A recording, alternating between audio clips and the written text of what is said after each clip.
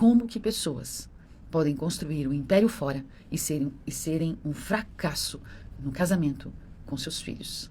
Aquilo que não é resolvido vai voltar para cobrar. Né? Tudo que a gente não resolve, volta para cobrar. Quantos de nós estamos buscando sucesso fora, mas estamos desgastados, feridos e sangrando por dentro? Hoje nós vamos falar sobre o livro Coração que Vence, tá? Nós vamos falar do Rei Davi hoje. Tá aqui. Nós vamos falar do Rei Davi. Esse livro aqui é um livro que fala do Rei Davi. E como nós estamos falando de emoções, nós vamos continuar falando sobre as nossas emoções. Davi, gente, foi um rei muito importante. Davi, ele escreveu salmos. Davi, ele derrotou gigantes. Davi, ele foi um guerreiro extraordinário, tá? Mas antes de ganhar batalhas, de ser rei, de escrever salmos, Davi foi apenas um menino. Como eu e você, um dia fomos apenas uma criança. E nós, como adultos, a gente esquece disso. A gente se esquece de onde a gente veio.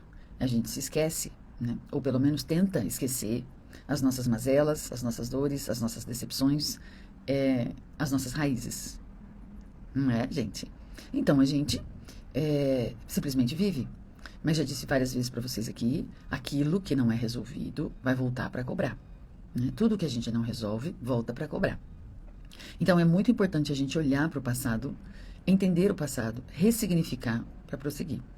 O passado não vai mudar, o passado não tem como você mexer nele, mas tem como você olhar para ele com compaixão, entender e ressignificar, para que a gente possa viver uma vida mais leve, mais suave. Então, assim, nós temos feito uma série de lives, maratona de lives, falando sobre as questões emocionais, falamos sobre as feridas emocionais, as 5 feridas emocionais. Nós falamos sobre discernimento, o discernimento, ele é importantíssimo, gente.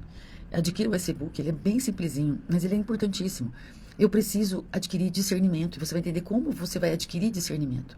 Ele vai fazer toda a diferença, tá? Discernimento espiritual. Falamos sobre os cativeiros da alma, falamos só algumas coisas, porque o e-book é bem grosso, né? Sobre aquilo que nos prende emocionalmente, aquilo que nos prende espiritualmente. E essa semana nós vamos falar sobre o Rei Davi, especificamente sobre o Rei Davi. Muitas coisas sobre o Rei Davi. Porque o Rei Davi, ele foi um homem que teve muito sucesso, um homem que teve fama, um homem pela qual escreveu salmos que a gente lê até hoje. Mas ele foi um fracasso emocionalmente. E a Bíblia não esconde isso. Não está escondido isso. E nós vamos passear por alguns momentos da vida de Davi. A vida de Davi é um espelho para muitos de nós. Então é muito importante a gente olhar, tá? Muito, muito importante. Davi, gente, como eu disse para vocês, antes dele ser um grande rei, ele foi um menino. Por isso nós vamos voltar lá na casa de Davi, lá na casa do pai de Davi, tá? Para entender como foi a história de Davi, como Davi viveu, tá?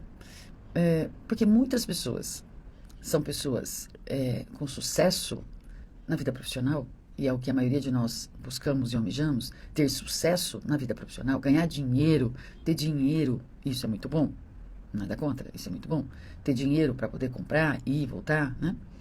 Adquirir, mas isso não é tudo. Então ter a coragem de olhar e entender o que vivemos, né? Ontem mesmo, gente, eu conversei com uma pessoa, um casal, na verdade é um casal que procurou ajuda. Esse casal tem uma condição financeira muito boa, mas muito boa, certo? O marido veio de uma família com uma condição financeira muito boa. E a esposa também veio de uma casa com uma situação financeira muito boa. E eles, em si, construíram uma vida muito boa, certo? Mas estão prestes a separar.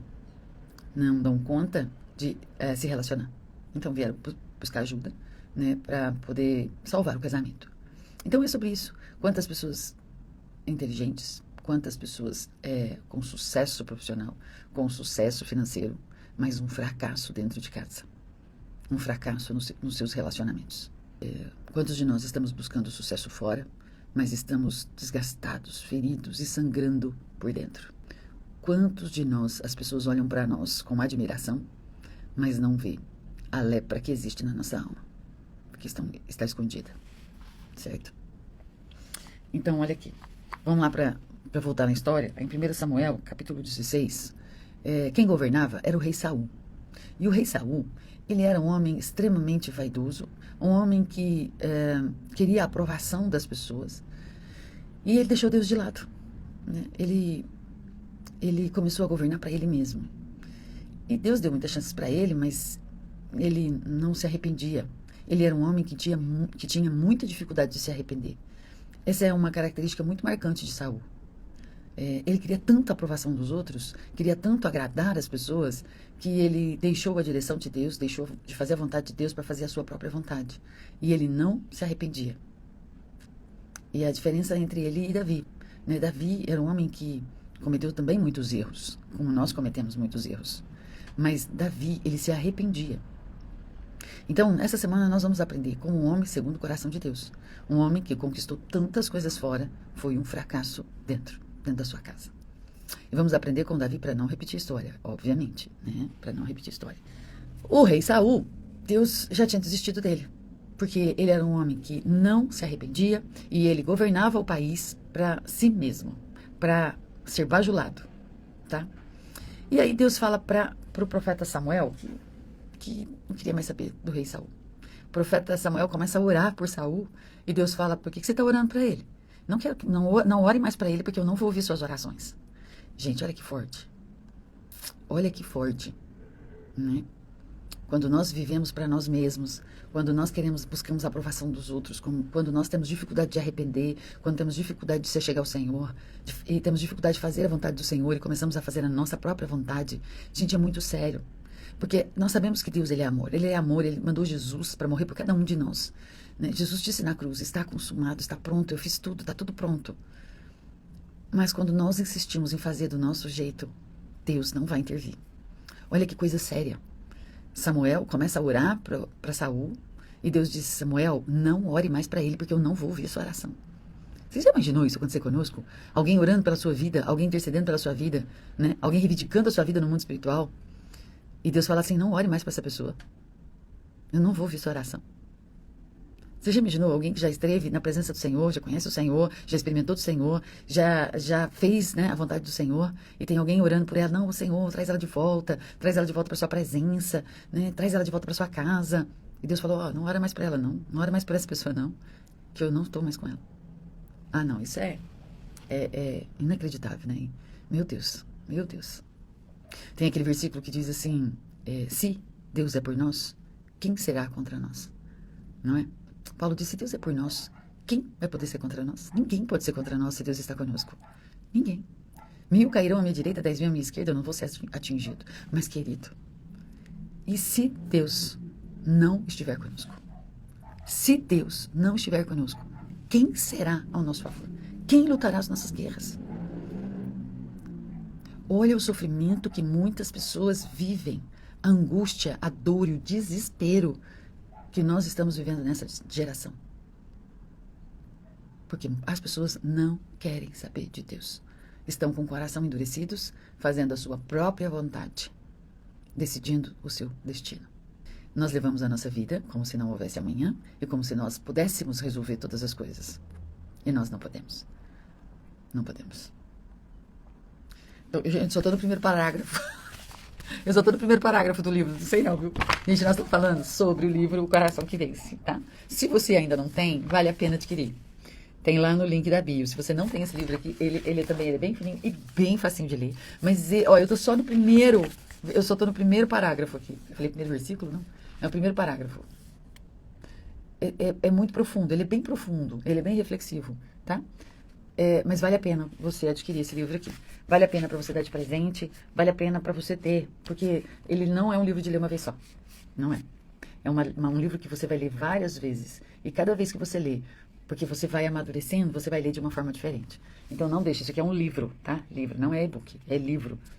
Adquira ele físico, o livro físico, tá bom?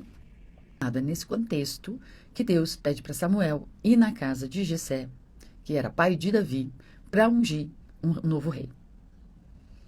E aí, Samuel obedece e vai lá na casa de Jessé. Tá lá no livro de 1 Samuel, tá? Começa essa história lá no capítulo 16. E aí, Samuel chega lá e fala porque Samuel não sabia quem ele ia ungir. Deus só fala para ele: vai na casa de Jessé, que nós vamos ungir, você vai ungir um novo rei de Israel. Aí, chega lá, Samuel fala pro Jessé, né? Olha, reúne os seus filhos, prepara aí um jantar aí, que nós vamos ter uma conversa. Deus mandou eu vir aqui para ungir o próximo rei de Israel. E aí, Jessé chama todos os seus filhos, prepara o banquete, né? Ele tinha vários filhos. E Samuel ficou empolgado, porque o filho mais velho de Jessé era bem forte, né? Tinha uma postura muito parecida com o do rei Saul. A postura física, né, dele era muito parecida com o rei Saul. Então, Samuel achou que era o filho mais velho. Então, tá todo mundo na mesa, e aí Deus chama a atenção de Samuel. Fala, Samuel, quem eu quero ungir não está sentado na mesa. E Deus chama a atenção de Samuel e fala, Samuel, você está olhando a aparência. Você está olhando por fora. Mas eu, Samuel, eu sondo os corações. Quem eu quero ungir não está sentado nessa mesa. E acontece isso conosco. Nós olhamos a aparência. Esquecemos de olhar a essência, o coração. E aí, Samuel fala para Jessé, né? Olha, tá faltando algum filho seu aqui? E aqui a gente entra na história de Davi. Jessé fala assim, sim, tá faltando o mais novo. Olha aqui, gente, o que ele diz. 1 Samuel 16:11. Tá faltando o menorzinho. Disse Jessé, quase como quem diz, ele não importa tanto assim. Olha isso. Ele deixou o Davi de fora. Por que Jessé deixou Davi de fora? Se era para todos os filhos estar sentados na mesa. Gente, Davi, isso não está na Bíblia, mas estudos teológicos, muitos teólogos, né? Eles acreditam que Davi era filho bastardo de Jessé. Ele era filho de outra mulher, né? E para ser considerado bastardo, era uma mulher que Jessé não era casado com ela, porque naquele tempo podia se casar com 2 mulheres, mas Jessé não era casado com ela. Então, muito provavelmente, isso não está na Bíblia, mas muito provavelmente Davi era filho de uma prostituta, porque isso era normal também naquela época, tá?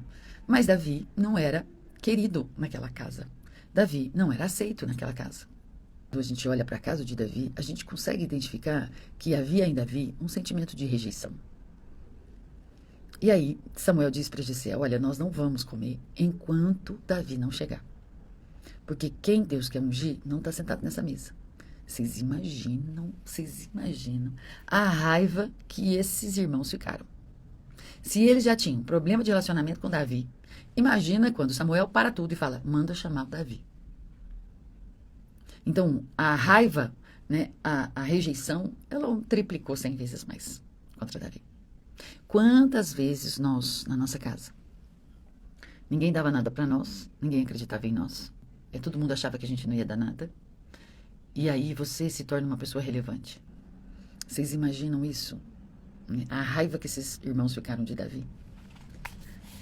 Como, a partir daquele momento, ele foi mais rejeitado ainda. Essa cena mostra, gente, que aos olhos da própria família, Davi era invisível. Não foi considerado digno nem de estar presente quando o profeta chegou. Porque quando o profeta chega na casa de alguém, é uma festa, é uma honra, né? Para tudo para receber o profeta.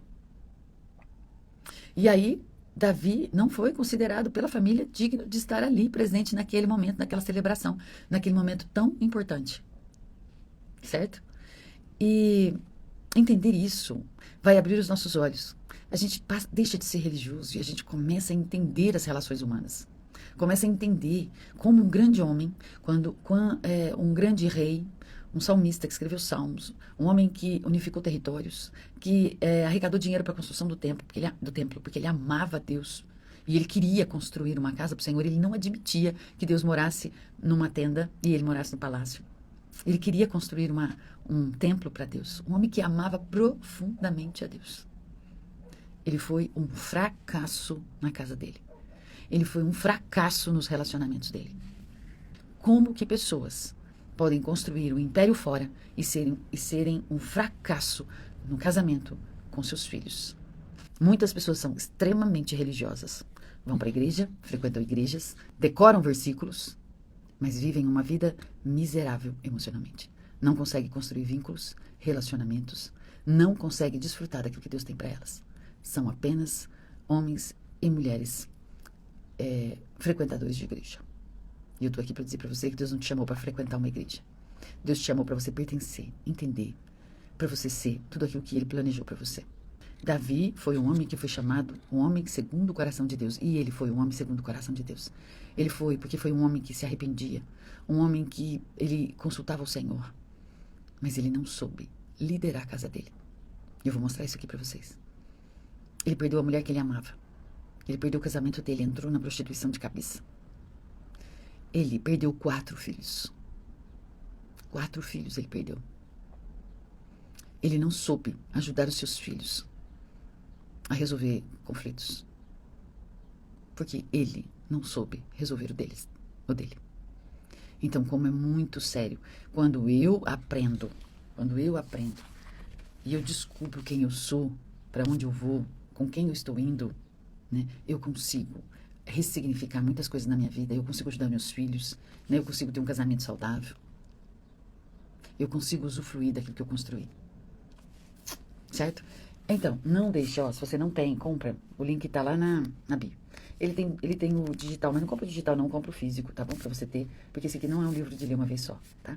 Compra o físico, adquira o físico, que você não vai se arrepender. Ele é muito legal. Nós vamos falar muitas coisas sobre isso. Eu falei só segundo parágrafo,